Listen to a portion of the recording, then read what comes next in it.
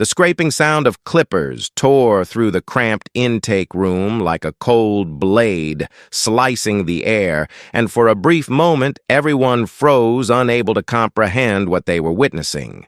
Thick curls of natural black hair fell onto the gray concrete floor in heavy clumps, each one a stark, undeniable testament to a humiliation carried out in plain sight.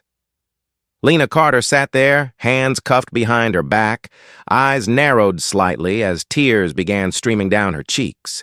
She did not tremble, did not beg. She simply stared at the smirking face of Officer Brent Collins, as if she knew something he had absolutely no understanding of. Collins savored the feeling of power. He gripped a handful of Lena's hair, yanking her head upward, relishing the moment of causing pain. His eyes gleamed with twisted satisfaction mixed with the familiar contempt he held for people he believed needed to be taught a lesson. Beside him, Officer Ryan Foster chuckled and lifted his phone to record, treating the scene like entertainment during a break. From the holding cells behind them, several protesters watched some silent others secretly holding up their phones to film. They all knew they were witnessing something this city had tolerated far too long, power abused, without anyone daring to interfere. Lena understood that clearly. She sat upright, her profile still carrying dignity, even as strands of hair fell around her feet. Her composure irritated Collins, even angered him. Most people broke down, pleading and sobbing.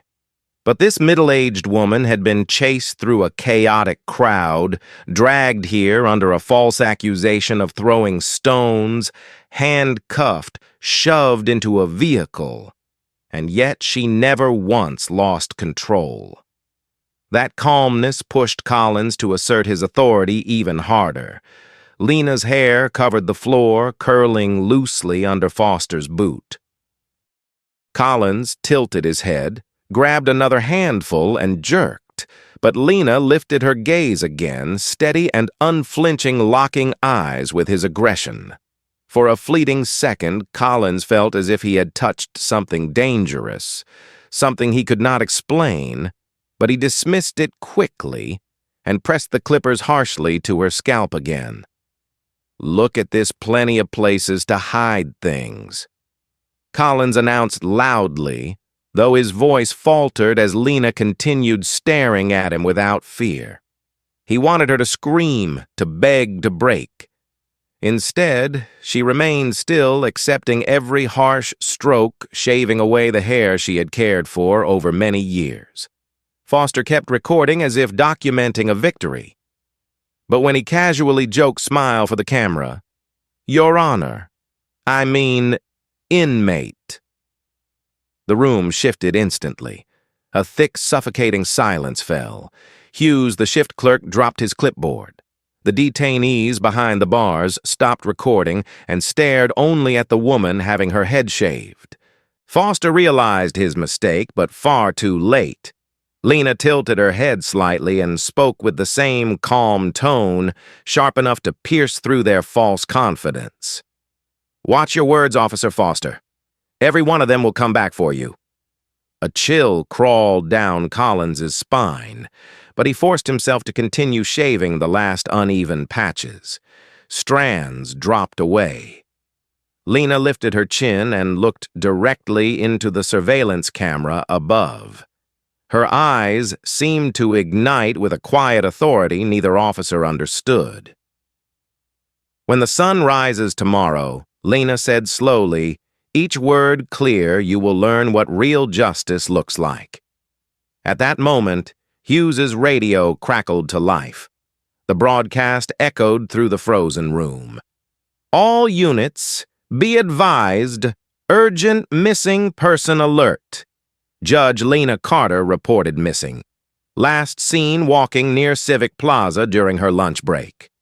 Collins's hand jerked the clippers, screeching sharply through the air. Every gaze in the room turned toward Lena. Her head was now shaved unevenly, but her posture, her eyes, and her silence resembled someone stepping into her own courtroom. No one spoke. No one dared breathe. And in that heavy quiet, only Lena's eyes delivered the message, calm, profound, and foretelling a storm none of them were prepared to face. The soft chime echoing through the office drifted in as lightly as a passing breeze. Yet inside that deep brown wood-paneled room, it marked the beginning of a day no one knew would rewrite the judicial history of an entire city. One day before the wrongful arrest, Judge Lena Carter stood before the mirror in her private chambers, adjusting the collar of the black robe that had accompanied her for more than 2 decades. Her eyes reflected the calm of a woman in her 5th decade of life, mixed with the fatigue of someone who had witnessed far too many truths society preferred to ignore. On the wall hung her Harvard Law degree and the certificate from her clerkship at the Supreme Court, alongside photographs of her shaking hands with high-level political figures. They were undeniable reminders of the power and stature of a woman whom 2 officers would soon treat like an ordinary, nameless civilian. On the ebony desk lay 2 thick case files marked in red People versus Collins and People versus Foster. Every page she turned carried the harsh scent of violence abuse, of power cover-ups, and the long-standing fear of victims who had been ignored. 17 complaints against Collins, 14 against Foster, a total of 31 cries for help tossed into the trash without a single investigation. Lena flipped through the pages, her fingertips brushing the trembling words of those beaten, coerced, threatened into silence. They were factory workers, students, drivers, nurses, all convinced the police always won, and they always lost. The thought made Lena tighten her grip on her glasses, her lips pressed into a firm line. She had seen hundreds of cases like this throughout her career, but Collins and Foster were different, so shielded that she felt they stood on a higher tier of protection, guarded not only by their badges, but by an entire system of silence. They were scheduled to stand before her the following morning in a sentencing hearing that might become the city's greatest turning point after years of police scandal. 3 soft knocks sounded at the door. James Turner, Lena's young assistant, entered with a cup of hot coffee and a stack of new documents. He was around 29 years old, intelligent, but not yet seasoned enough to understand the full danger of this case. Judge. He began hesitantly. The police union sent another request to move the trial location. They claim you might be biased. Lena looked up, her gaze sharp as a blade. Biased, she repeated with a hint of bitterness. Because I believe the police must follow the law like any other citizen. James lowered his eyes, unable to reply. He understood exactly. They were trying to stop her because she was not the kind of judge who could be bought or intimidated by the spotlight. Her integrity made her a threat to anyone invested in maintaining the rotten structure of the current system. Her phone vibrated in her bag. A message from her daughter Maya Carter, a civil rights attorney, 27 years old. Mom, I heard the protests. Near the courthouse are getting heated. Please be careful. Love you. Lena smiled softly and sent a reassuring reply.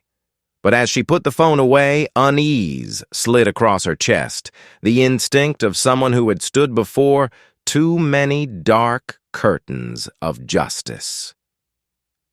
Her hand brushed the small recorder in her purse, a gift from Maya after Lena received anonymous threats, warning she would pay the price if she dared convict police officers.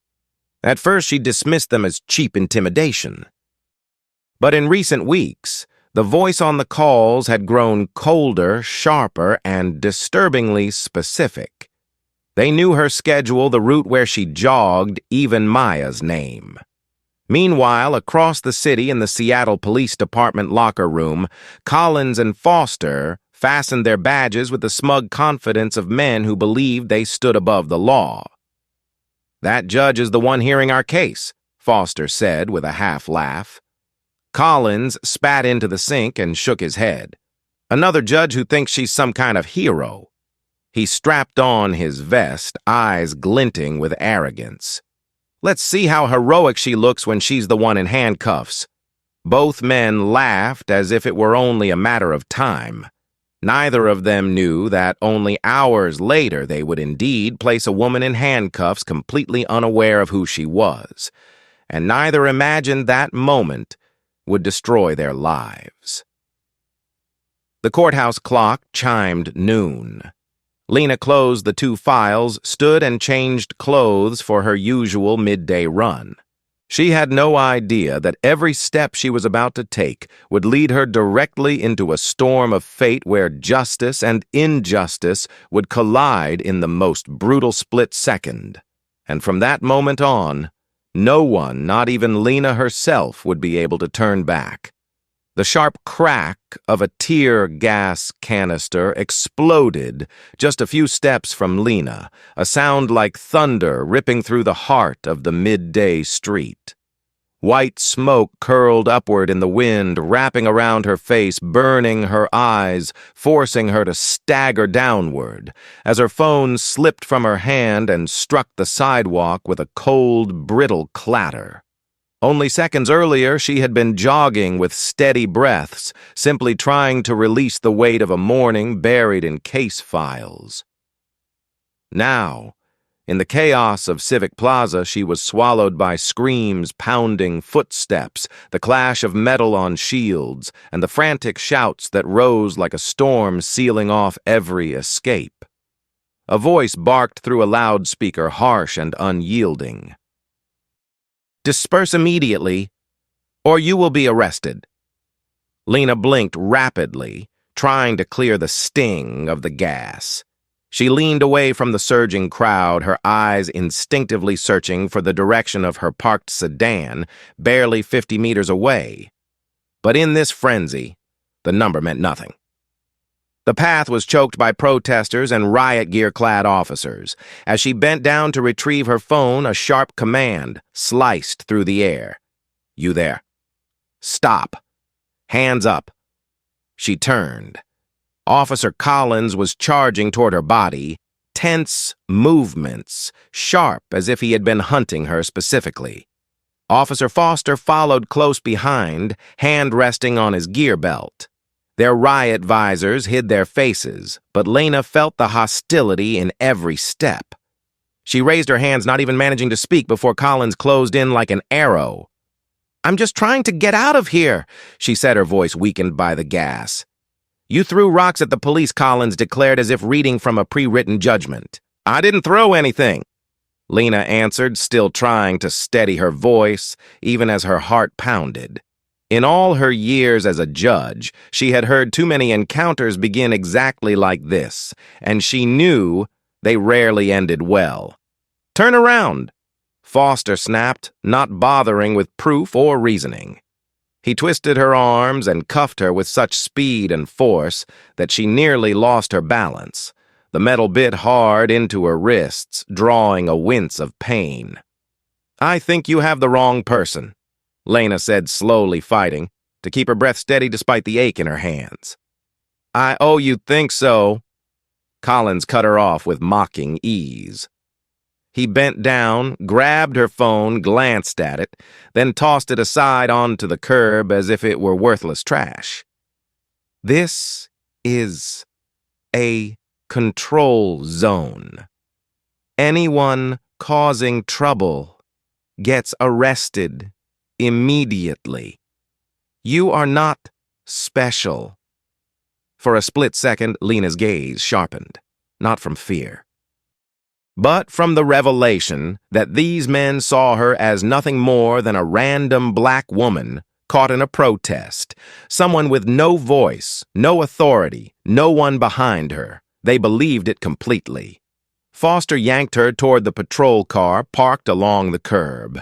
Protesters nearby shouted when they saw what was happening. Phones lifted instinctively, though the chaos made it impossible for anyone to grasp who she truly was. Meanwhile, Collins stepped ahead, looking back at Lena through the glowing lens of his body camera. "Congratulations," he said, almost amused. "You just made yourself perfect evidence." Lena drew a deep breath, pushing down the rising pain. A fleeting memory flashed across her mind. Maya's message from that morning, the anonymous calls, the threats the case files labeled Collins and Foster on her desk, all of it converging into one single moment. As Foster shoved her into the back seat of the patrol car, Collins stood at the open door, his face hidden behind protective gear, his voice icy and unmistakably clear. "You should know people who like to challenge the police never have pleasant endings." Lena stared straight at him.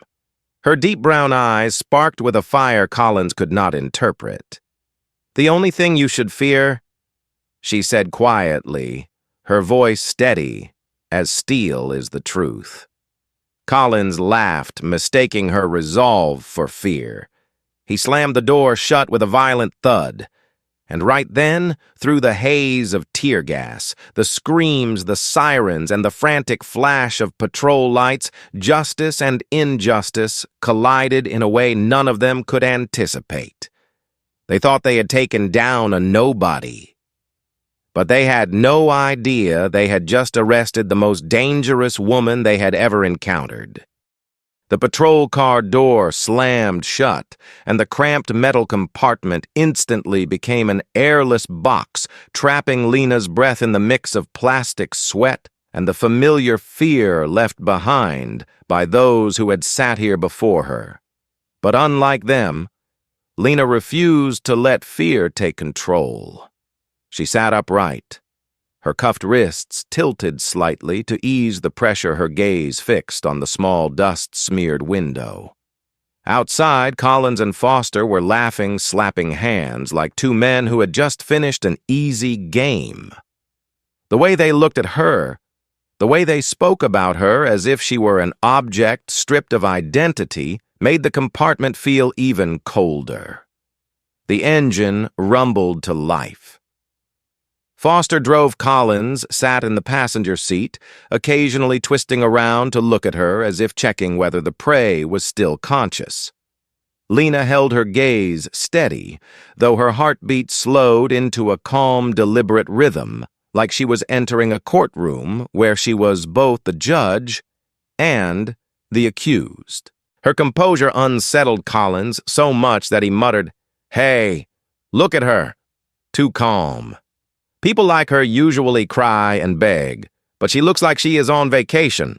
Foster snorted. "Let's see how long she stays calm." Lena did not answer. She closed her eyes, not to hide, but to arrange the crashing fragments of thought. The recent threats, the anonymous emails, the suspicious looks every time she walked into her courtroom, the rumors of Collins and Foster being heavily protected by powerful figures in the police union. She had lived with pressure for years, but she had never imagined becoming a direct victim of the same men who were supposed to stand before her bench the next morning while she sat in judgment. The car turned into the back entrance of the detention center. Dim neon lights flickered overhead. The iron gate opened with a long, scraping groan. Collins dragged Lena out of the car, jerking her so harshly she had to bite her lip to keep from crying out. He wanted her. Fragile. Frightened. Every rough pull only strengthened her resolve. Foster walked ahead, Collins behind, shoving Lena toward the intake area, where human identity was stripped away. The cold room was lined with gray concrete stainless steel counters and the weary eyes of the evening staff. Officer Hughes, the shift intake officer, looked up as they entered. He was a quiet man who followed rules to the letter, but something in Lena's face made him pause for a heartbeat. "Another one from the protest," Foster announced with the swagger of someone convinced he was doing righteous work. disturbing the peace, resisting arrest, and assault on a police officer. Hughes frowned. Serious charges. Collins shrugged. She threw rocks. We saw her. Lena lifted her head, her brown eyes cutting straight through their lie. I threw nothing. These two officers are fabricating everything. Collins scoffed.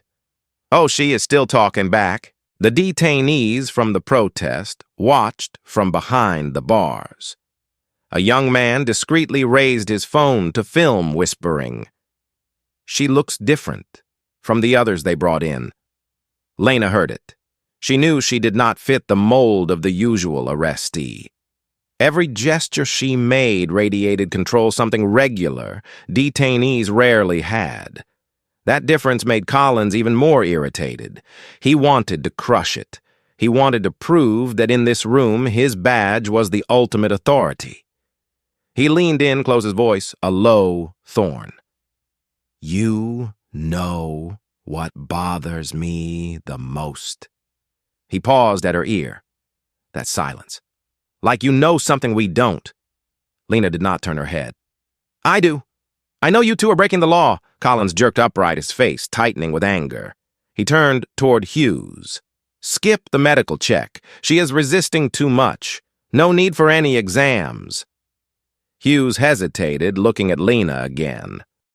By regulation, we are required to regulations change, Foster cut in, slamming the file onto the counter. Process her. Lena looked at Hughes, not with fear or bitterness, simply with a silence that carried the weight of a truth she had not yet spoken aloud. Her calm confused him, made him stare a moment longer than he meant to. As soon as Edwards, another detainee, murmured from behind the bars, "Who is she?" Collins snapped back harshly. Doesn't matter. In here, she is just an inmate. Lena tilted her head slightly, a smile tiny and thin as a breath of air drifted across her lips. If that is what you believe, she whispered, then tomorrow will be the biggest shock of your life. Collins thought she was bluffing, but Hughes felt a shiver crawl up his spine, and he could not explain why. And then the next defining moment arrived. The small recorder slipped from Lena's bag, rolling to a stop right at Collins's feet, its red light still glowing, still capturing every word and every action from the instant they had laid hands on her. Collins bent down, picked it up, and from that moment on, everything began to spiral out of their control. Collins picked up the recorder, turning it in his hand as if it were nothing more than a useless trinket. But the blinking red light on its surface made him frown. What is this? Trying to secretly record the police? He mocked, lifting it higher. Confident, aren't you? Lena did not look at the recorder. She looked straight into his eyes. I carry it for safety, she said slowly, each word tightening the air around them. And you two have just given me every reason to thank my daughter for that gift. Collins let out a dry, sharp laugh. Thank us, huh? We will add to the report that you attempted to conceal unauthorized recording equipment. Another charge for you. He tossed the recorder to the floor. It rolled toward a drain still glowing red. Hughes bent down slightly, watching the device come to a stop, and in that split second, something shifted in his expression. It was unease, the kind only someone who had worked intake for many years could understand. He lifted his gaze to Lena, and for the first time he truly noticed something no one in the room had yet realized. This woman was not afraid, not even a little. Foster didn't care. He shoved Lena into the metal chair and forced her still for the mugshot. The flash burst. Lena didn't flinch, didn't lower her head, didn't offer the humiliation they wanted. She lifted her chin, facing the camera as if posing for an official portrait of a new appointment. It irritated Foster so much he muttered, "What's with the confidence?" From the holding cell behind Hughes, a young detainee whispered, "She looks like someone who knows the law. More than a lawyer." Collins spun around, hearing it, then burst into laughter. "A lawyer. Her, that's adorable." Hughes started typing data into the computer. When he reached the name field, Lena spoke clearly, every syllable deliberate. Lena Carter. Hughes froze. That name was familiar. A name he had seen on countless legal documents. A name the news often praised when discussing the fairest rulings in the city. A name the police whispered every time someone was charged with abuse of power. He repeated softly, "Carter," which Lena did not answer, only stared at him with a silence heavy enough to sink into the floor. Collins leaned over the computer, impatient. "Which Carter it is, does not matter. Just type it." Hughes felt his heartbeat stumble. He opened his mouth to ask again, but the radio crackled sharply on his shoulder, the dispatcher's voice more urgent than usual. "Attention all units. High priority search order. Judge of the Superior Court of Seattle, Lena Carter, reported missing earlier this afternoon. Last seen near Civic Plaza." Every syllable fell into the room like a hammer. Collins froze. Foster stiffened. Hughes's eyes flew open wider than ever. The detainees behind the bars, erupted phones raised higher, live streaming instantly. Hughes slowly turned back toward Lena. What did you say your name was, Lena?" Tilted her head just slightly, granting him permission to finally see her clearly. "I already told you," she said. "Lena Carter," Foster stammered. No way. "You are in running clothes. You cannot be Lena," cut him off with a voice soft as air but sharp as a blade. "You did not recognize me because you never look closely at the people you mistreat." Collins stepped back, the clippers still in his hand, covered in strands of half-shaven black hair. He looked at the hair scattered across the floor, then at Lena's composed face, and the arrogance melted into panic. Hughes whispered, his voice trembling, "Dear God, what have we done?" Lena stood without help, without waiting for anyone to unlock the cuffs. She rose in the center of the room, her hair unevenly shaved, but her stance steady like a pillar. "Tomorrow," she said, eyes locked onto Collins and Foster. "When I walk into that courtroom, I will remember every single thing that happened in this room." Silence. Total. Because everyone understood some mistakes can be corrected. But others, like the one they had just made, would destroy a person's career, reputation, and life entirely. Collins opened his mouth to speak, but nothing came out. Foster swallowed again and again, palms sweating. Hughes stood frozen because more than anyone, he knew exactly how this system worked. And for the first time in years, he felt both hope and fear at once. Lena lowered her head just slightly and spoke her final words. "Justice may come late, but it always arrives on time." Outside sirens and media alerts grew louder as the press closed in. Inside, Collins dropped the clippers to the floor. And for the first time, he understood today was not the day he won. It was the day everything began to fall apart. The intake area trembled with the hurried pounding of footsteps as staff finally realized the situation was spiraling far beyond their control. No one said it aloud, yet the air was so heavy it felt as if the entire room were waiting for an invisible verdict to fall. Lena stood at the center of that chaos, her hair unevenly shaved, her wrists still cuffed. But her presence was so commanding that everyone around her felt like they were the ones being judged. Foster kept backing up, one hand gripping his duty belt, as if it were the only thing holding him together. He was trembling, unable to find anything solid to cling to. Collins stood frozen, eyes wide, breath stuck in his throat. He stammered, "No. No, this is impossible. You cannot be Judge Carter." Lena did not answer. She simply looked at him with an expression that held both resolve and sorrow. It was the look of someone who had witnessed injustice countless times, yet never imagined it would strike her this violently, this personally. The intake room door burst open.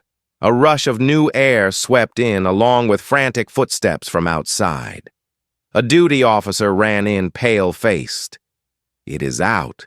The news is out, live streams everywhere. Reporters are outside the gate." What do we do now? Hughes glanced at Lena, then at Collins and Foster. More than anyone in the room, he understood that every decision from this moment on would be examined under a microscope. Careers, reputations, even freedom now dangled by a thin, fraying thread. One wrong move could bring down not just them, but everyone who had protected them. Lena inhaled slowly, feeling the cold of the detention center seep through the thin fabric of her clothes. But her voice was steady as stone. "I request to speak with the warden immediately." Collins let out a brittle, broken laugh. You cannot request anything here." Lena stepped one pace forward. Just one. It was enough to silence him. "Are you sure?" she asked, her voice low but hitting him square in the chest. "Because, if I am not mistaken, every action you have taken since you arrested me is currently being recorded by 3 security cameras, 4 phones, and 1 active recorder. And all of it will be reviewed in court. My court." Collins opened his mouth, but nothing came out. In that moment, Hughes, caught between 2 worlds, the police side and the justice side, exhaled a long, heavy breath. He unclipped his radio and pressed the button. "Control. I need the warden at intake immediately. We have a serious situation."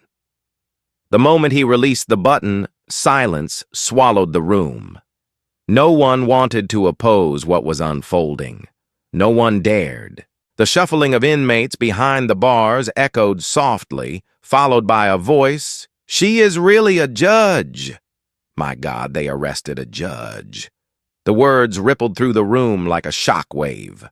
The detainees erupted, raising their phones higher, live streams climbing in view, count by the second.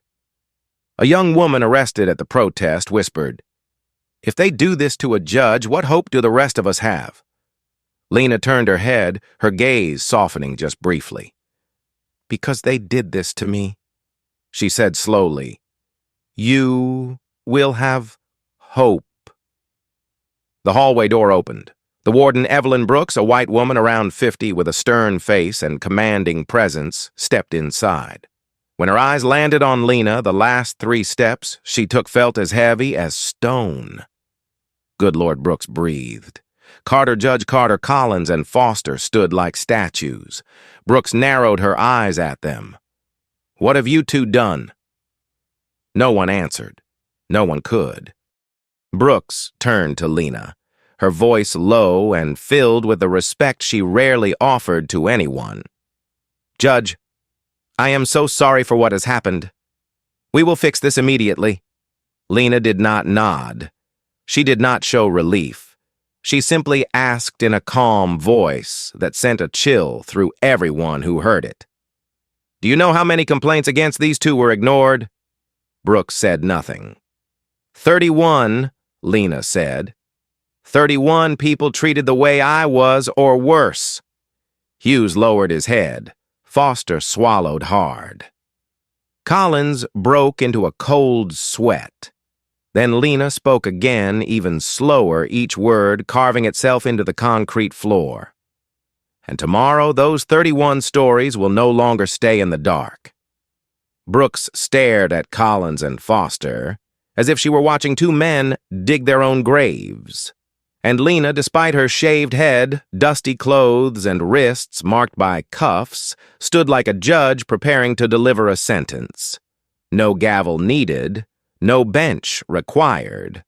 The truth had already begun, and everyone in that room understood from this moment forward, none of them would keep the life they once had. The back gate of the detention center swung open, spilling a wash of sickly yellow hallway light onto the faces of those rushing inside, tightening the air in an already suffocating room. The city's communications director, several high-ranking officers and representatives from the police union flooded into the intake area like people trying to put out a fire they already knew was impossible to contain. Radios crackled wildly, clipped orders overlapped, and the entire scene dissolved into a frantic chaos no one could disguise. Lena stood at the center of it all, calm as ever, and that calmness made everything around her feel even more disoriented, as if she were the still point in a storm no one else could withstand. Warden Evelyn Brooks was beside Lena, trying desperately to regain control, when a large man pushed his way through the door. Frank Morris, the police union representative, over 50 years old, broad-shouldered face flushed with a blend of fury and fear. He glared at Collins and Foster as if he might strangle them on the spot. "What in the hell did you two do?" he roared, voice cracking. "Do you have any idea who she is?"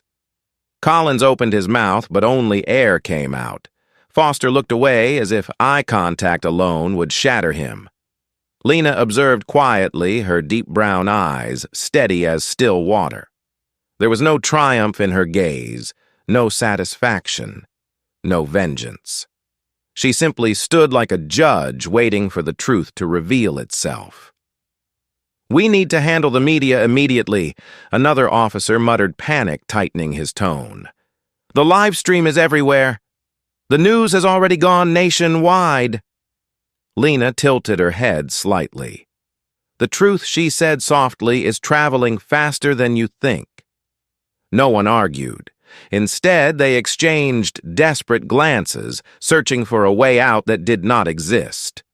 Hughes, the only one in the room still holding on to a piece of his humanity, stepped toward Lena. His hands shook slightly as he unlocked her cuffs as though he were freeing his own conscience. "Judge Carter," he said, voice tightening, "I am sorry I did not intervene sooner." Lena looked at him, and her eyes gentled. "You did the right thing the moment you heard the radio," she replied. "That is what matters." The door burst open again. This time it was the city forensic team accompanied by 2 FBI agents. A female agent, about 35, hair tied back, eyes sharp and focused, approached Lena with purpose. "Judge Carter, I am Agent Monroe. From this moment forward, all matters involving your safety will be under our supervision." A rustle spread through the room. Collins gasped, his hand tightening until his knuckles turned white. Foster stepped further back, spine pressed to the wall. The arrival of the FBI was not just trouble. It was the end. Monroe turned to Collins and Foster, her voice slicing through the air. "You will both be detained for investigation regarding wrongful arrest, obstruction of justice, and use of unlawful force." Collins blurted, She did not say she was a judge." Monroe stared at him long enough that he had to drop his gaze. "You did not ask," she replied. "That is the difference between enforcing the law and abusing it." Lena watched them, and for the first time she saw their downfall, not as the result of a courtroom sentence, but of their own arrogance catching up to them. She felt no joy, but she understood. Every story of injustice she had heard from victims across 30 years had led to this moment when these two men would finally face the law they had trampled. As Collins lowered his head, a folded paper fell from his pocket. Foster picked it up with trembling hands. It was a printed email, bold text at the top, pressure from the union. Keep everything under control. Do not let tomorrow's case become complicated. Monroe scanned it once. This is enough to broaden the investigation. Collins stuttered. No, this is not what you think. Lena cut him off. Her voice rang clear through the chaos. The law does not care what you think, it cares what you did. The room fell silent. Entirely. The radio chatter, the footsteps, the clanging doors all faded beneath her words. Brooks exhaled slowly, then addressed the staff. Take Judge Carter to the safe room and notify the court that tomorrow's hearing will proceed as planned. Lena lifted her head. Of course it will. Monroe looked at her with a rare respect. Are you sure? Judge Lena answered instantly. The worse they treated me, the clearer the truth becomes. Tomorrow is not the day I walk into court. It is the day justice does. Collins collapsed into a chair, suddenly aware that the badge on his chest had never truly been power. Foster turned his face away, searching for somewhere to escape, but finding none. And Lena, with her unevenly shaved head, red marks on her wrists and dust on her running clothes, stood in the center of the room like someone who had just undergone a transformation. Not a victim, not an accused, but a flame that had burned quietly for years and had finally found the wind strong enough to ignite. Tomorrow, the courtroom would be packed, reporters would swarm, old victims would return, and the two officers who believed they could never be defeated would have to stand before the very woman they had abused simply because they never bothered to look closely. Justice, slow as it may be, had finally caught up to them. And from this moment on, there was no place left to run. From the moment Lena stepped out of the intake area with Agent Monroe beside her, the detention center hallway transformed into a kind of stage where every pair of eyes fixed on her. But these were not looks of pity, nor confusion, nor the contempt she had faced just hours earlier. These were the eyes of people witnessing something unprecedented, a judge wrongfully arrested, her head shaved, humiliated, yet standing as if she were the one controlling everything orbiting around her. Monroe walked at her side, her movements protective and alert. We are taking you to a temporary safe room, Monroe said quietly. From this point on, you will not be left alone. Lena answered softly, her voice astonishingly calm. I have not been alone since the moment they touched me. The truth is the greatest ally I have. Monroe glanced at her admiration flickering in her eyes. Truth is powerful, but truth still needs someone brave enough to speak for it. Not many people do what you are doing. Lena said nothing more. She did not need to. When they turned into the next hallway, a group of detainees from the protest fell silent behind the bars. Without anyone prompting them, they lifted their phones, pointing their cameras at Lena. A young woman with tear-stained cheeks whispered, "She really is a judge." My God, they arrested me for no reason, too. Thank you for being here. Lena stopped. She looked at each face behind the bar's faces of people the system had treated like they were disposable people who had forgotten what it felt like to have someone stand on their side. And in their eyes, she was no longer a victim. She was living proof that truth could still find a way. I will not forget you, Lena said. Tomorrow your voices will matter. Live streams from inside the cells exploded across the internet. Thousands of comments poured in within minutes. She is still calm. They shaved her head and she is still standing tall. Tomorrow will be historic. Monroe gently touched Lena's arm and guided her forward. But when they neared the safe room, a familiar figure stood waiting at the end of the hallway, eyes wide with fear, hair tied back in haste, her face streaked with tears. Mom Maya Carter rushed forward, like she had run across half the city to reach her. Monroe stepped aside so the two could face each other. Maya reached up, touching the rough, uneven patches of Lena's hair, her lips trembling too hard for words. Mom, Lena placed her hand gently over her daughter's. I am all right. All right. You were arrested. They shaved your head. It is all over live stream. The whole country is watching. How can you say you are all right? Maya's voice broke, filled with fury and heartbreak. I swear I will sue them until they lose everything. Lena shook her head slowly. We do not need revenge. We need justice. They humiliated you, and that humiliation will be the strongest evidence. I have lost nothing. They are the ones who lost. Monroe stepped in, voice firm. Attorney Carter, the media situation is escalating. We need to get Judge Carter into protective custody right now. Maya took a long breath, wiped her tears, and gripped her mother's hand tightly. Fine. But tomorrow you let me stand beside you. Lena smiled softly. Tomorrow I will not stand alone. They moved toward the safe room, but the noise from the front of the facility grew louder. An officer hurried up to them. Reporters have surrounded the gates. People from Civic Plaza are gathering here. Some of those Collins and Foster arrested before are outside too. Let them stay, Lena said. No one needs to push them away. Their presence is the truth. Monroe turned to the officers. Ensure everyone's safety. Do not lay a hand on the protesters. The safe room door closed behind Lena, but the chants from outside still filtered through the thick walls. Justice for Carter. Justice for the people. Justice tomorrow.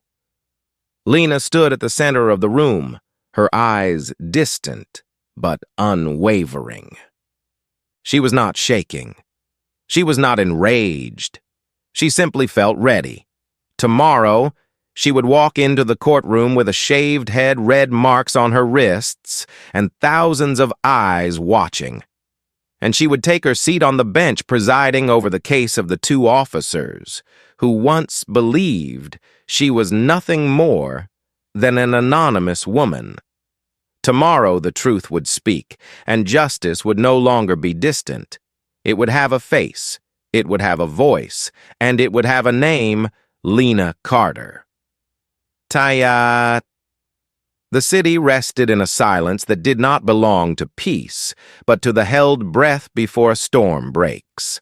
Inside the safe room, Lena sat back in her chair, the warm yellow glow from the desk lamp illuminating her unevenly shaved head, giving her an almost regal silhouette despite everything she had endured. Maya sat across from her laptop, opened constantly refreshing news feeds, social media, and updates from colleagues in the legal field. Every few minutes, the live stream count jumped by hundreds of thousands. The entire country was awake with them, as if everyone knew that tomorrow would no longer be just another court hearing. Monroe stood guard at the door, listening to every sound in the hallway.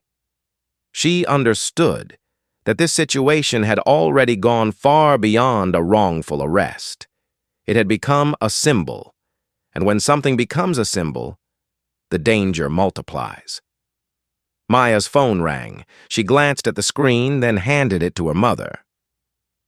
It is the Chief Justice of the Washington State Supreme Court. Lena took the call. On the other end was the voice of an older man, formal but unable to hide his concern. Lena, I saw the video. I want you to reconsider. There is immense pressure right now. We can postpone tomorrow's sentencing if you choose. No, Lena replied instantly, her voice steady as stone. If I step back, the people buried in those 31 silent case files will never have a voice. But you just suffered a direct assault. You can withdraw from the case for your safety." Lena lowered her eyes to her wrists, where the red marks from the cuffs still lingered. "And because I am a victim," she said slowly, "I now understand more than anyone what happens when abusers go unchecked. Tomorrow I will take my seat on the bench." There was a long pause before the Chief Justice exhaled. "Lena, be careful." She set the phone down. Maya stared at her mother for a long time, tears still shining in her eyes. "Mom, are you scared?" Lena gave a faint smile. "Of course. Fear is natural. But if we let fear choose our path, justice will never win against anyone." Maya grabbed her hand, gripping tightly. "Then I will sit in the front row of the courtroom. So, you always see me there." At that moment, Monroe received an urgent call. She answered, her expression sharpening. "Understood." She hung up and turned to Lena and Maya. "The police union is holding an emergency meeting. They are likely scrambling for damage control or someone to blame. But more importantly, we discovered that someone was following Maya today." Maya shot to her feet. "What it is handled," Monroe assured her. "He was detained. He had photos and written notes tracking the daily routines of both of you." Maya's face went pale. Lena stood and laid a hand gently on her daughter's shoulder. "This is the price of truth, Maya. But it is also the reason we must continue." Outside, news van sirens wailed in waves. Hundreds of LED screens from live streamers lit up the courtyard like a concert. But beneath all that noise was something Lena could feel clearly. The public was waiting for her answer. An answer for everyone who had ever been wronged. Just then, the door opened. Agent Monroe stepped aside as a tall man entered. It was David Rivera, a prominent attorney from the National ACLU, straight-backed, firm voice, eyes filled with resolve. "Judge Carter, we are ready. My team, the Department of Justice, and a constitutional law task group have finished our briefing. Tomorrow's hearing is no longer a single case.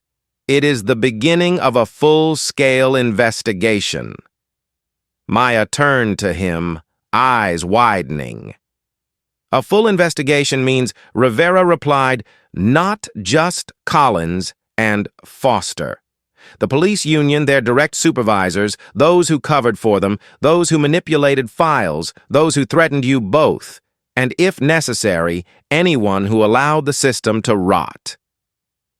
Monroe added, "You will not be alone in that courtroom. Tomorrow we will have 3 layers of security. No one will get near you." Lena did not need time to consider. She stood tall, as though an invisible judge's robe had been placed over her shoulders. "Tomorrow," she said, "is not the day they stand before me." Maya and Monroe waited for the next words. Tomorrow is the day they stand before what they have done. In that instant, Maya felt her heartbeat settle. Rivera nodded firmly. Monroe's hand tightened around her holster, and Lena knew there was only one night left before the truth stepped into the light. Outside, the chants rose through the thick door. Justice tomorrow. Justice for Carter. Justice for everyone. Lena closed her eyes, preparing for the dawn the whole city was waiting for. Dawn did not arrive with gentle sunlight, but with the roar of thousands pouring toward the courthouse like a great river flooding the streets of Seattle. When Lena stepped out of the security vehicle, the entire plaza seemed to hold its breath. Cameras pointed at her from every angle, signs lifted high, voices thundered justice for Carter like a shared oath.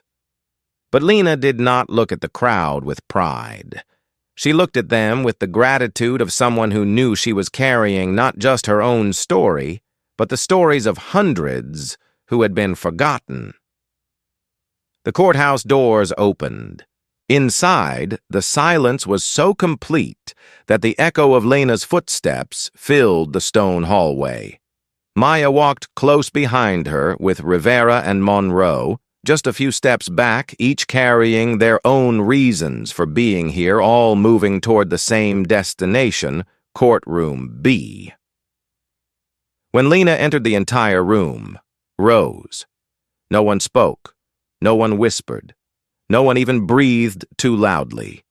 They looked at the woman with the jagged shaved head wrists, still marked red, yet carrying herself with a strength no judge before her had ever radiated so fiercely. Lena took her seat on the bench. In that moment, the gravity of the room shifted around her. The court now calls People v. Brent Collins and People v. Ryan Foster. The two officers were escorted in hands cuffed. They looked small, defeated, as if the night had crushed them under its weight. Collins avoided Lena's gaze. Foster shook so badly his leg hit the table. Their defense attorney looked like a man holding a losing hand. "Does the defense have anything to submit?" Lena asked, her voice calm, yet powerful enough to make Foster flinch. Attorney Kessler stepped forward, attempting composure. "Your Honor, with respect, we request that you recuse yourself from this case as you are the direct victim." Lena regarded him for a single second, then replied, "Request denied." The only sound in the courtroom was ink sliding across the clerk's pen. Lena leaned forward, her eyes cutting clean through every excuse. "Because I am the victim, I understand the consequences of this conduct better than anyone. And that is exactly why I am qualified to sit here." The courtroom erupted in murmurs. But as soon as Lena lifted her hand, silence returned like a blade slicing through the noise. "Begin evidence review." The screen lit up. The first frames showed Lena slammed against a wall, her hair yanked hard. A gasp rippled through the room. Then came Collins dragging her by the hair, Foster laughing and recording. When the sound of clippers echoed through the speakers, several spectators broke into tears. Black curls falling onto the tiles became undeniable proof of deliberate humiliation. Collins turned his face away. Foster squeezed his eyes shut. Maya clenched her fists, but Lena kept her gaze still, as if she had forged armor out of her pain. Next came the threatening messages read aloud by Monroe. "Teach her a lesson. Make her afraid. The daughter is fair game, too." The room froze. Someone whispered a curse under their breath. No one had expected this level of cruelty. Then came the testimonies of past victims, Terrell Maria David. They recounted nights of unlawful detainment, forced haircutting beatings, and humiliation in front of crowds. Every word struck the air like a hammer. Finally, Rivera presented the fraudulent overtime records, suspicious payouts, and internal emails from the police union. At that point, the courtroom was no longer a courtroom. It was an autopsy of a broken system. Lena rose. She held no papers. She looked at no notes. Her voice carried through the chamber, each word falling like the weight of judgment itself. "You did not only humiliate me. You humiliated the law. You humiliated the trust the public places in those who wear the badge, and the worst part is that you believed you would never be caught." Collins broke into tears. No one felt sympathy. Lena lifted the gavel. A silence, as long as 1,000 hours settled. "Brent Collins?" she said, "for the crimes of violence under color of law, obstruction of justice fraud, and acts of abuse with sexual intent, the court sentences you to 12 years in federal prison." Foster collapsed. Ryan Foster. Lena continued for equivalent crimes, excluding the sexual element. The court sentences you to 8 years in federal prison. The gavel fell. The room erupted. Cheers, sobs, applause, and the roaring chant of justice crashed like waves. Maya threw her arms around her mother, burying her face into Lena's shoulder. "You did it," she whispered, voice trembling. "You really did it." Lena brushed her daughter's hair gently, her eyes reflecting the emotion she had held back all night. "Not just me," she said. "All of us." When she stepped outside, her unevenly shaved head was no longer a mark of humiliation. It had become a torch, a symbol, a statement. People lined the streets, waving signs, crying, cheering, shouting her name like an unending anthem. And for the first time in years, Lena Carter felt justice was not just the work she performed. It was something alive, something beating in the hearts of the people outside. That day, justice had form, justice had a voice, and justice had a name: Lena Carter. From the perspective of a specialist in justice and systemic reform, Lena Carter's story is not simply the victory of one individual against abuse of power. It reveals a deeper truth that justice does not always emerge from grand courthouses, but from the unwavering resolve of someone who chooses to stand tall when the world tries to force them down. Lena's strength does not come from the judge's robe she wears, but from her ability to turn pain into evidence, humiliation into a voice, and force an entire system to confront its own failures.